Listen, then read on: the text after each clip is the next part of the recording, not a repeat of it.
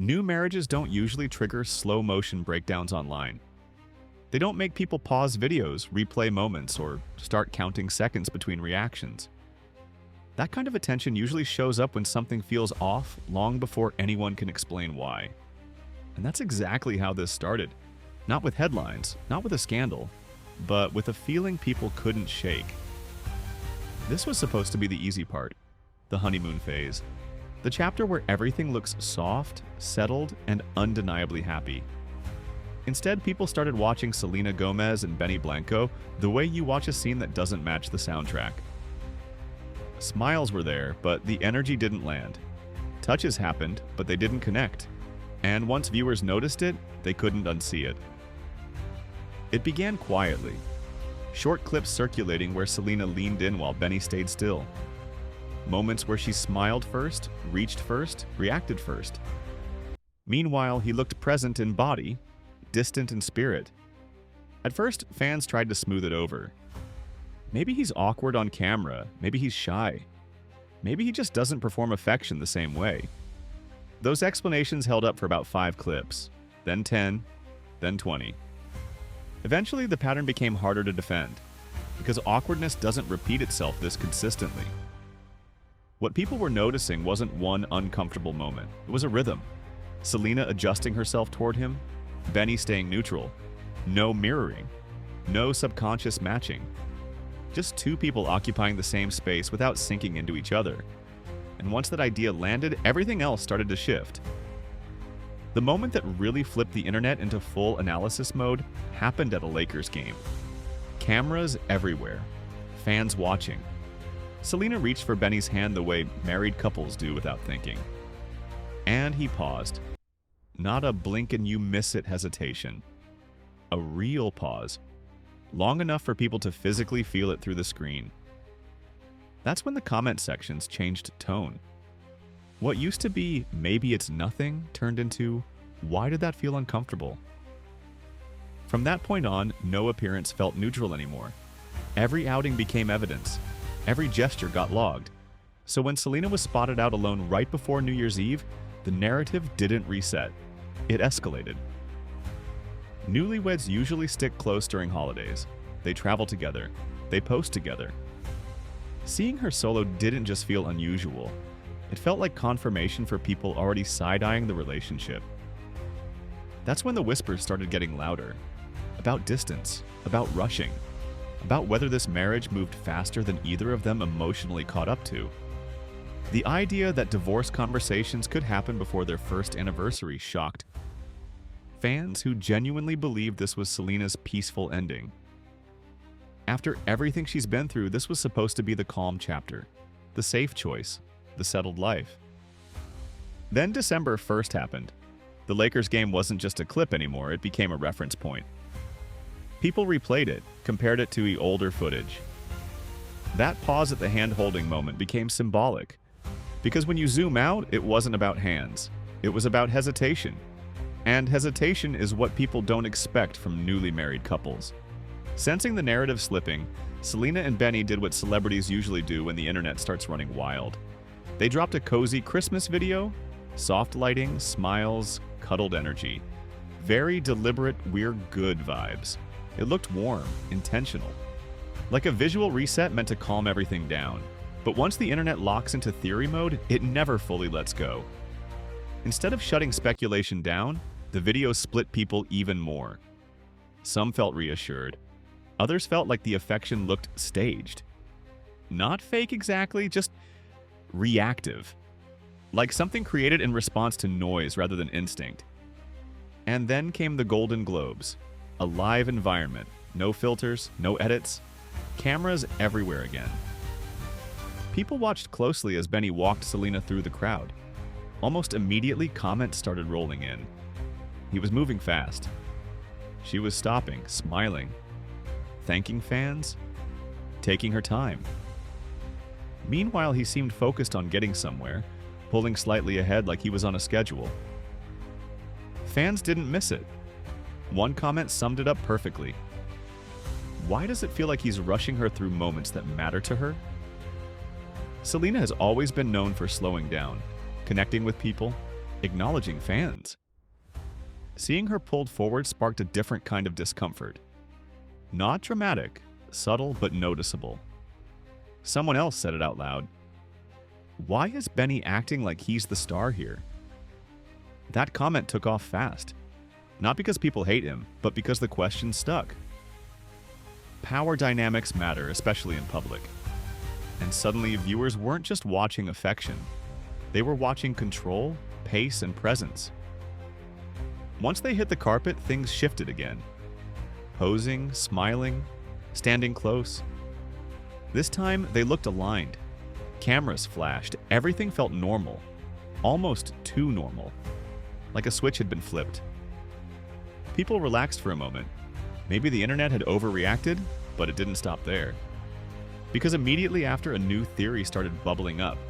People zoomed in on how Selena stood, how often her hand rested near her stomach, how she moved, how she held herself. And suddenly, speculation went in a completely different direction. Theories stacked on top of theories. And while most people dismissed it as a reach, it added to the growing sense that something about this relationship was being read more intensely than usual. While that debate was happening, another idea was getting louder underneath it all. That Selena fell harder. That she wanted the relationship more. That she pushed things forward emotionally faster than Benny did. And that imbalance, if true, would explain a lot about the uneven energy people kept noticing. Then old clips resurfaced. Selena admitting she said, "I love you" first. At the time, it sounded sweet, honest, endearing, but watching it back now, people said it landed differently. Not because there's anything wrong with saying it first, but because of everything that followed. That's when one particular comment went viral. And it was messy.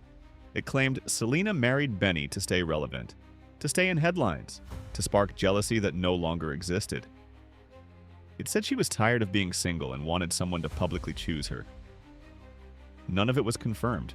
Most of it felt exaggerated, but it struck a nerve because it tapped into long-standing narratives people already carried about her love life. The comment didn't stop there. It dragged Taylor Swift and Travis Kelce into the conversation. It suggested Selena saw how fast that relationship moved, how much attention it got, how dominant it became in the media cycle, and wanted that same energy. According to the theory, without that comparison happening in real time, Selena might not have rushed into marriage at all. Most people didn't fully buy it. It sounded like internet overreach. But even critics admitted the timing raised eyebrows. Selena went from single to married quickly, and Taylor and Travis were everywhere at the same time. Even if the theory felt extreme, it made people pause. Then another layer dropped. Speculation about Benny himself.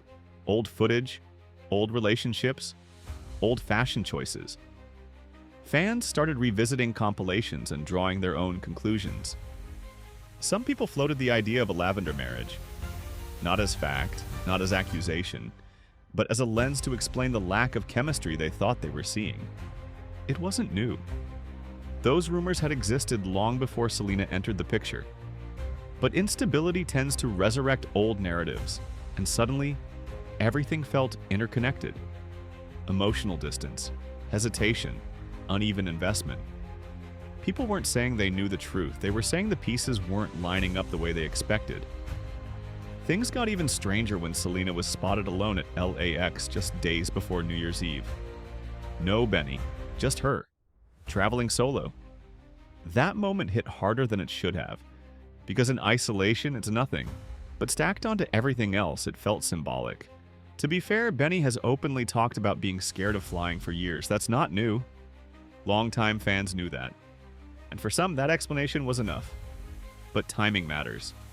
Context matters. And this moment didn't land in a vacuum. Almost immediately after doubts peaked, a snowy New Year's getaway appeared. Winter resort vibes. Cozy outfits, tubing, laughing, kissing. Everything people expect from newlyweds. Selena posted a carousel with nothing but a snowflake emoji. A quiet message that read like, "Relax, we're fine." On the surface, it looked happy, soft, intentional, like a direct response to everything swirling online. But instead of calming things down, it triggered a new wave of scrutiny. People zoomed in, analyzed shadows, argued about angles, accused photos of being edited, turned a cozy vacation into another debate. That's the part that stood out the most. Not the rumors, not the theories, but the pattern.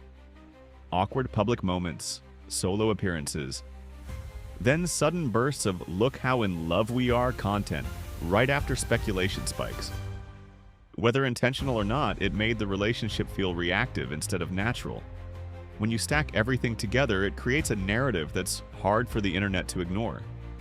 The pauses, the imbalance, the speed, the resets. None of it proves anything, but it explains why people keep watching. Because something feels unresolved, and at the same time, there's always the possibility that this is exactly what the internet does best. Overanalyzing body language, projecting meaning onto normal moments, spiraling for entertainment, turning two imperfect humans into a storyline they never signed up for. But it's also getting harder to ignore how often things have felt just slightly off. Not explosive, not dramatic, just consistently misaligned. And that's why every new clip, every post, every appearance adds fuel instead of closure. If Selena Gomez and Blanco really did rush into marriage before fully sinking emotionally, the cracks would show early. And if they didn't, then the internet might be manufacturing a storm out of fragments and feelings. Either way, the pressure is on now, because once people start watching this closely, the relationship stops belonging only to the people in it. And if they ever did end up involving divorce lawyers before their first anniversary, it would be one of the most ironic plot twists of the decade.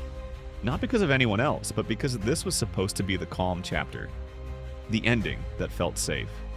For now, everything sits in that uncomfortable middle space. Between real concern and internet reach. Between genuine imbalance and projection. Between love and performance. And until something shifts clearly one way or the other, people aren't going to stop watching.